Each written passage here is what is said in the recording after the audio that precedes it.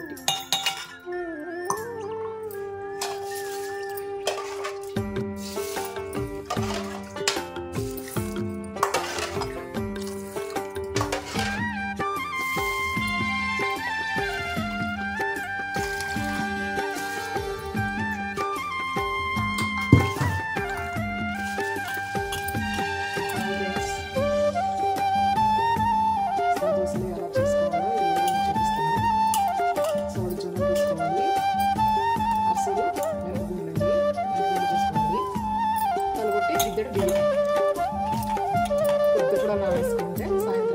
మనం పొద్దున దోశ పిండికి రెడీ చేసుకున్నాం కదా, జొన్నలు, మినపప్పు, బియ్యం కలిపి నానబెట్టుకున్నాం.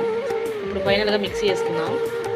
నానబెట్టుకున్న జొన్నలు, మినపప్పు, బియ్యం ఈ మూడింటిని కలిపి పిండి పట్టేసుకున్నాము. దీంట్లో కొంచెం సాల్ట్ వేసుకొని తిప్పుకున్నాము. మనం చూపిస్తున్న విధంగా క్వాంటిటీ ఉండాలన్నమాట. ఇలా ఉండాలి. ఫస్ట్ గ్యాస్ అందించుకొని ప్యాన్ పెట్టుకోవాలి. తర్వాత ఆయిల్ వేసుకోవాలి. ప్యాన్ హీట్ అయ్యాక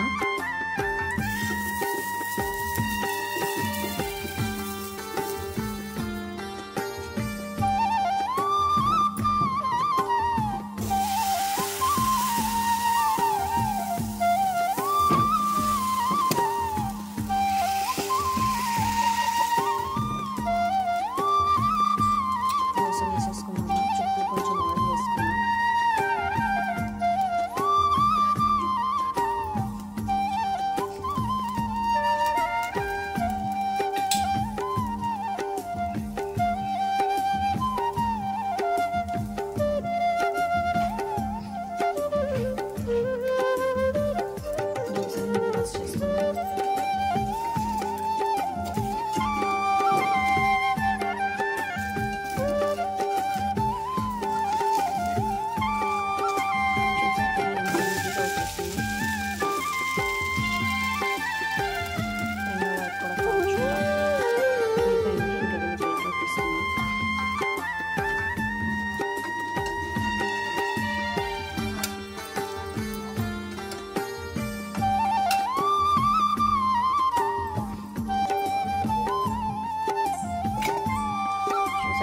మన జొన్న దోశ రెడీ అయిపోయింది.